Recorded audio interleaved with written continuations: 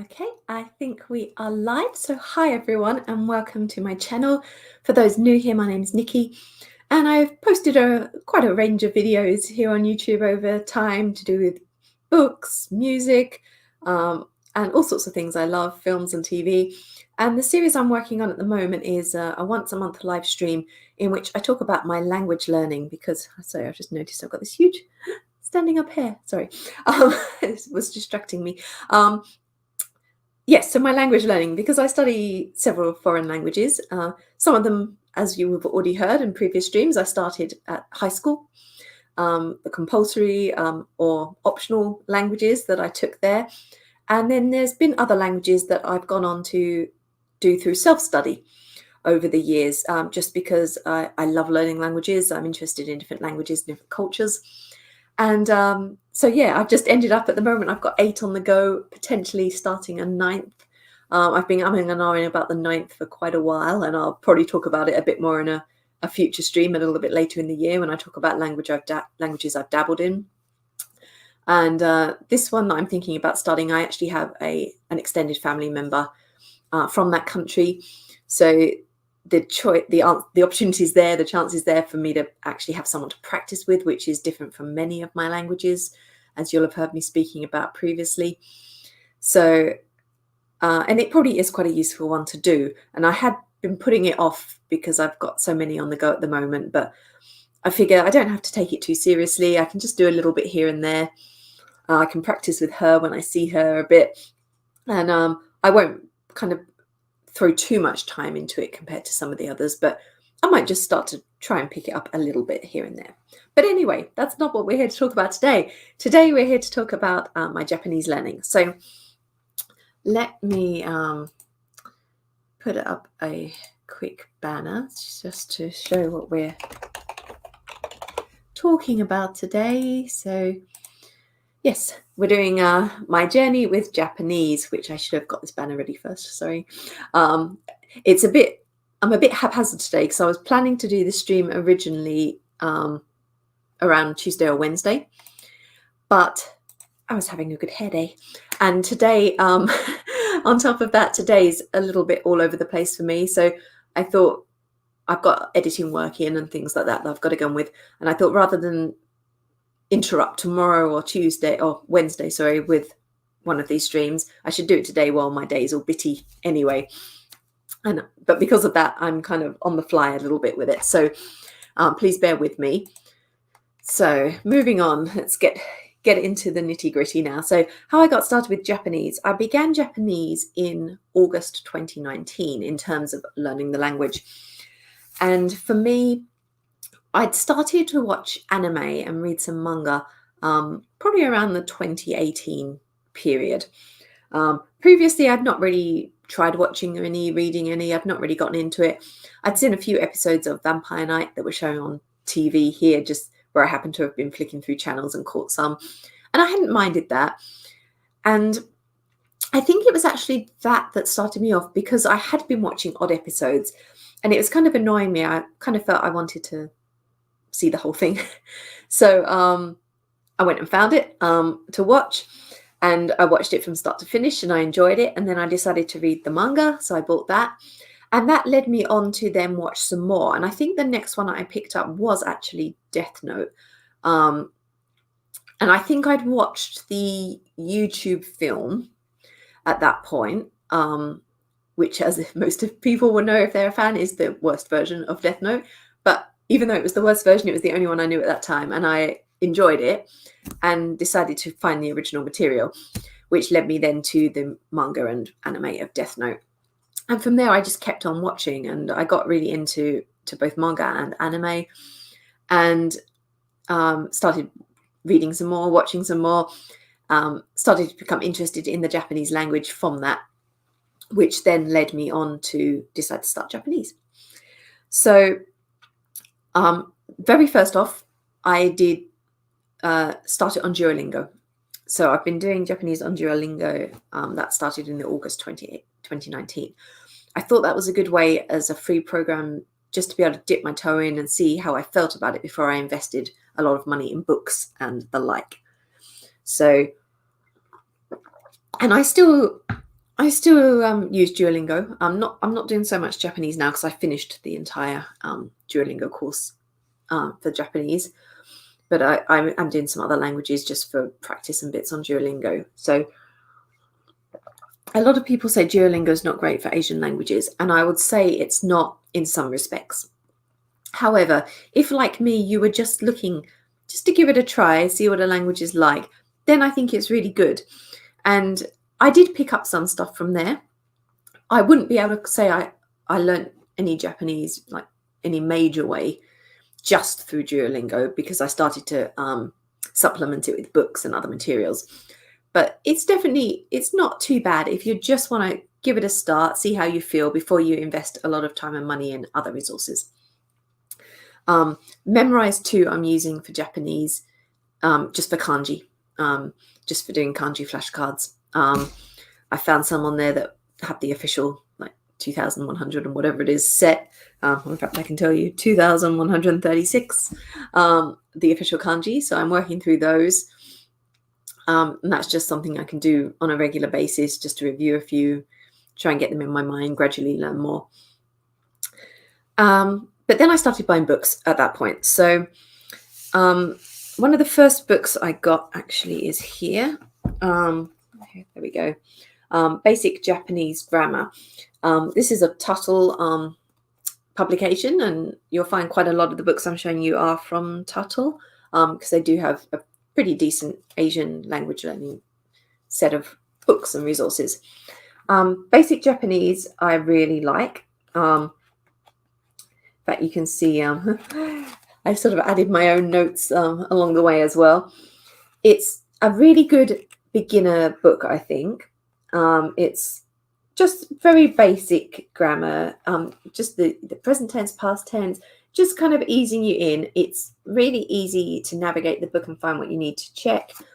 And definitely, I do still flick into this one from time to time, just to double check something if I'm having a little brain freeze.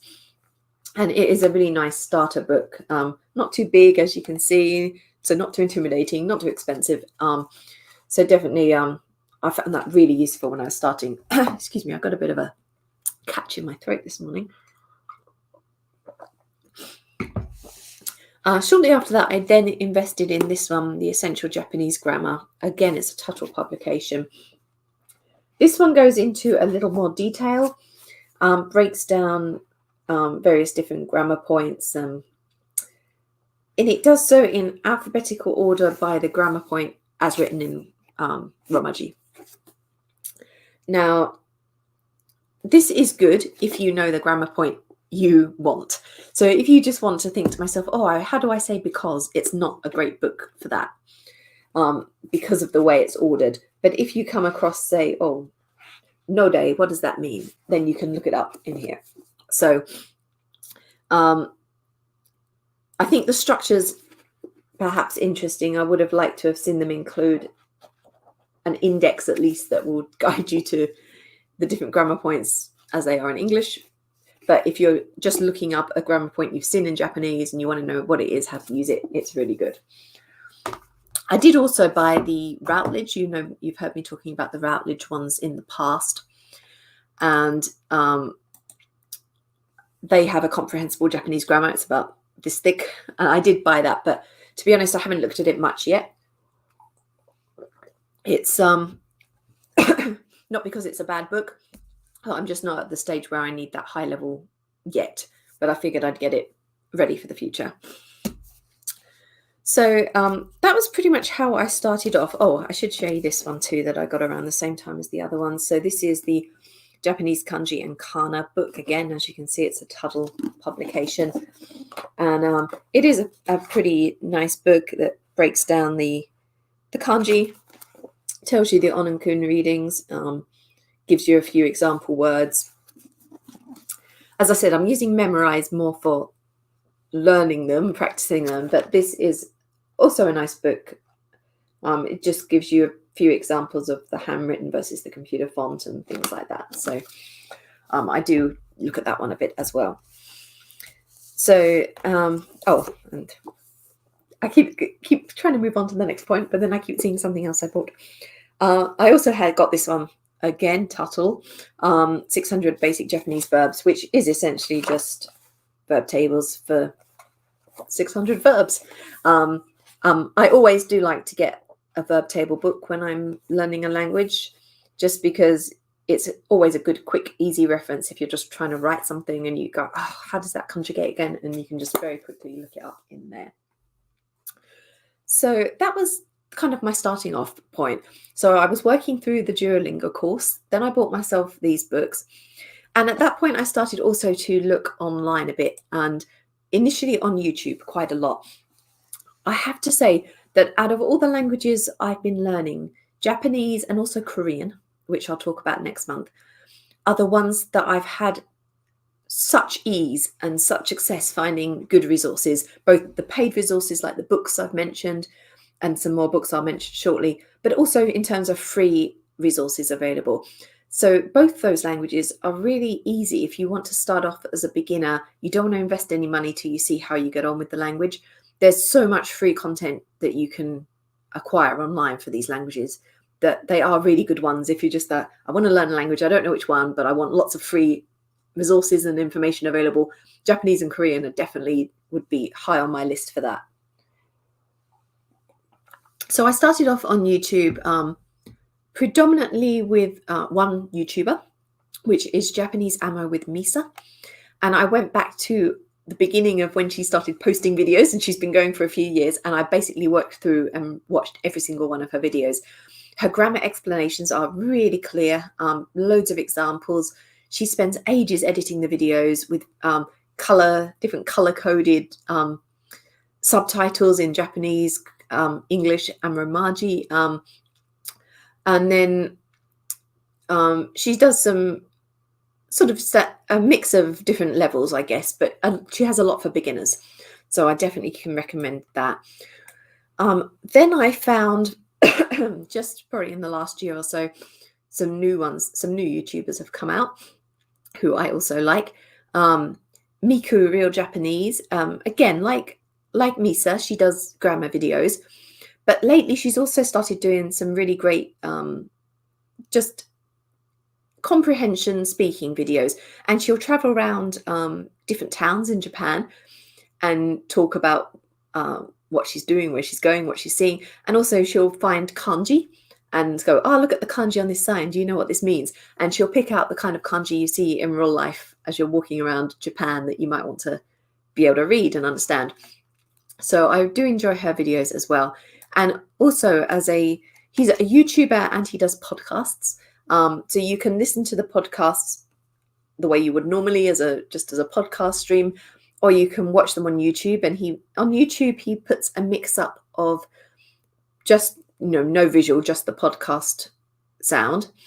Plus he does vlogs where he actually is taking you around and showing you stuff again. And I haven't told you the site yet, have I? It's Japanese with Shun, Shun to Nihongo. And he speaks, the predominant level of his videos are N5 to 4. Once or twice he'll have a conversation with Japanese speaking friends and that may go up to more of a sort of 3 to 2 level, but essentially he tries to keep his language at a 5 to 4 level. So it's really great beginner listening podcast.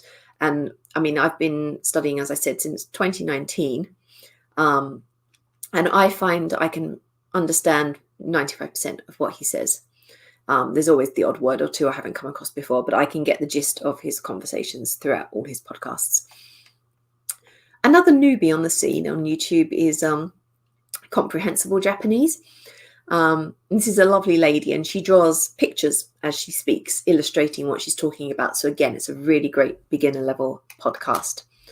And I've also watched a little bit Japanese by chunking, which is grammar, just a grammar point each video.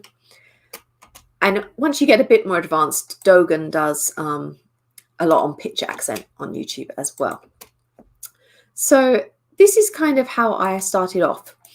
I had these books, I did Duolingo, and I've now kind of reached a point where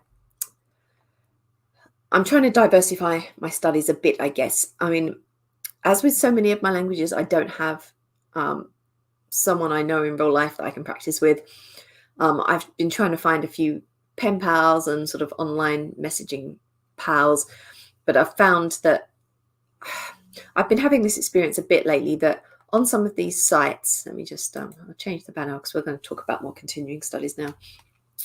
I'm using sort of slowly in terms of a pen pal, online pen pal site. And I find I start to speak to people on there and try to establish a relationship with them when we exchange a few letters. And then all of a sudden, they'll just disappear and they'll stop replying. They don't seem to be using the app anymore, which is a bit disheartening. I've been sort of trying to find people to have a regular correspondence with. And every time I think I've found someone, they suddenly disappear, which is a bit sad. But in the meantime, I'm trying to sort of diversify my studies a bit because I have been very, very, very grammar heavy on Japanese. So I'm now trying to working kanji a lot more. And I'm also trying to find ways to practice. I'm doing plenty of listening, but I'm trying to build in some more reading and writing at least, even if the speaking's still lagging a bit. So I did grab this book, which again, Tuttle. Sorry, I'm getting out of frame a bit there. Japanese Stories for Language Learners.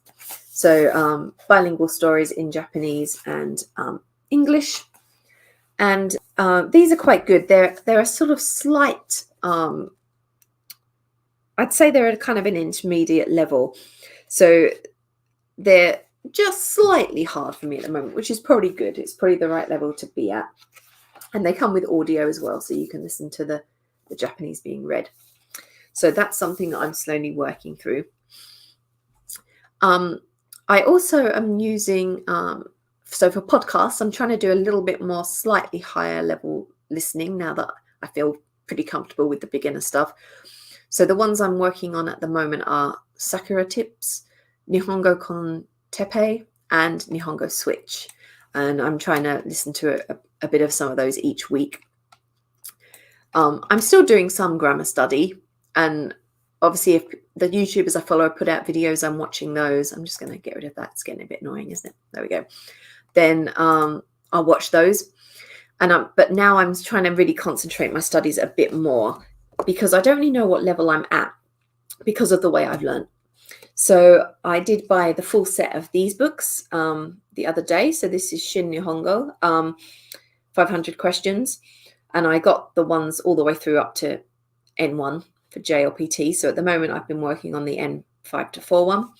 I've been through the book and I would say I got about 65 to 70% correct. So I know that I'm probably somewhere around an N4 level. And so what I'm doing now is using the sort of grammar and kanji lists at the back and concentrating on checking each of the grammar points and making sure I know those and know the kanji and the vocab for the levels. And then I will move on to the 3, obviously, and to N3 after that.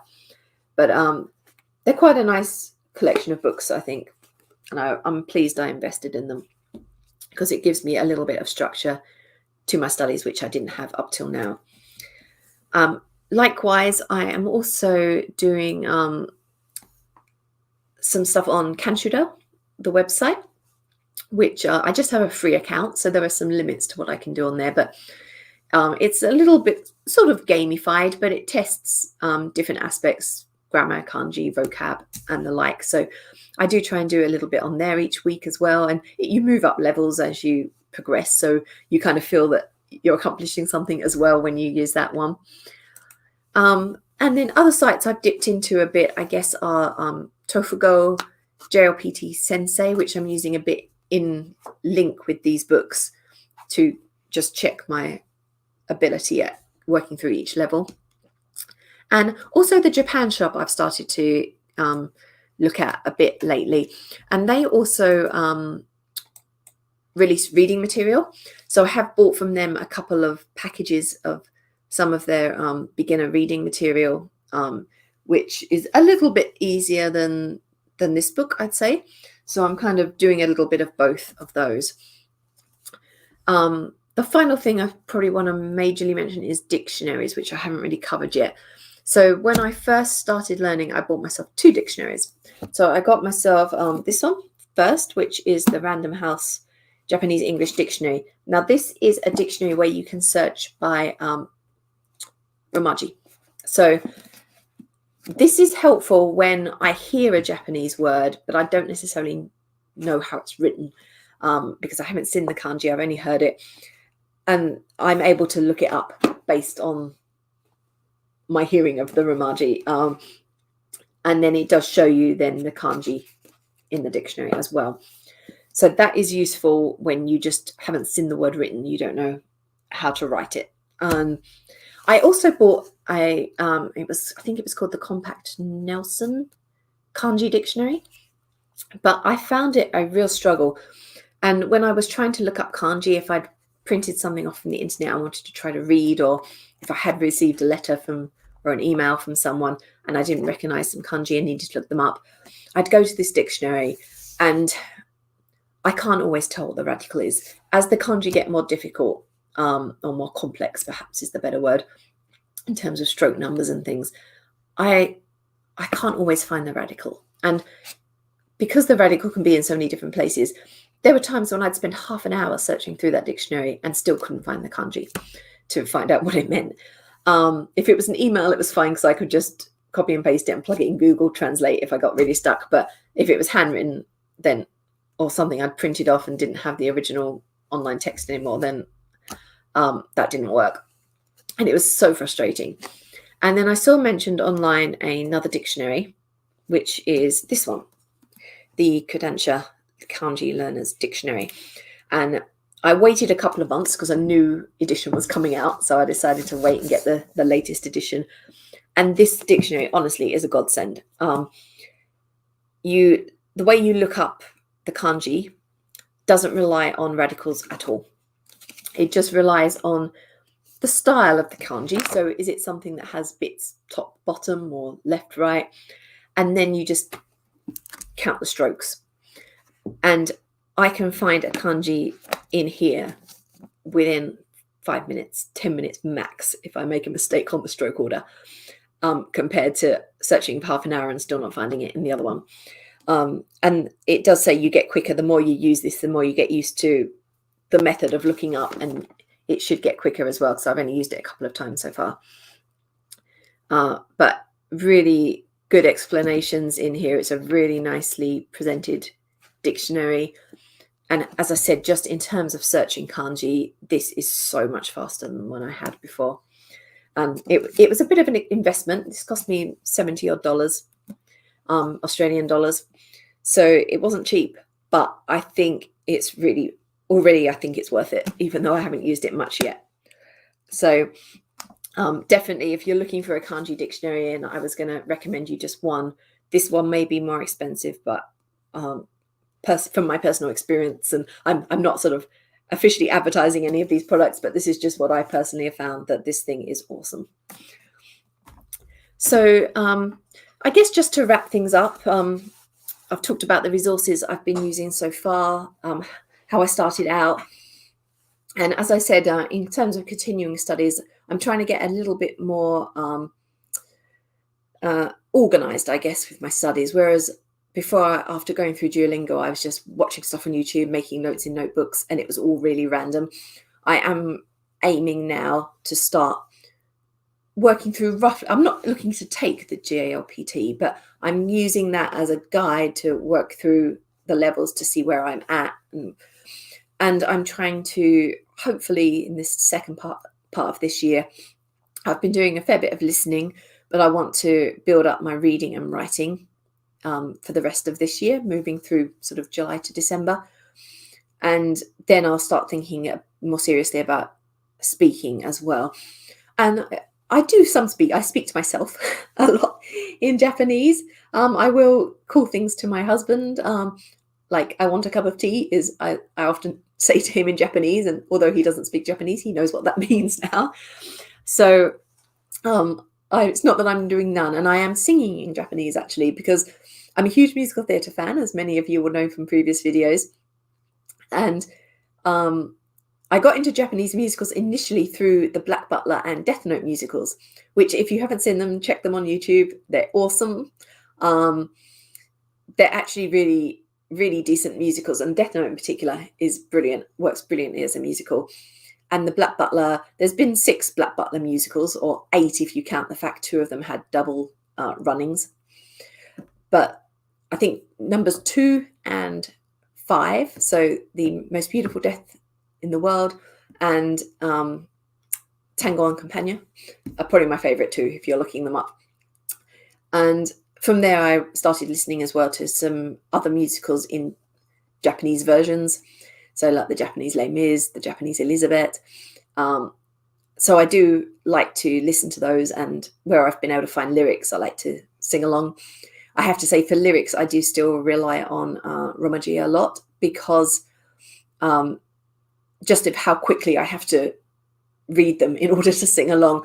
And kanji, I still have to pause and think about them a bit. So at the moment, I'm still kind of relying on romanization a little bit for singing, but it's still practicing pronunciation in a way. I mean, you have to watch out with Japanese and Korean.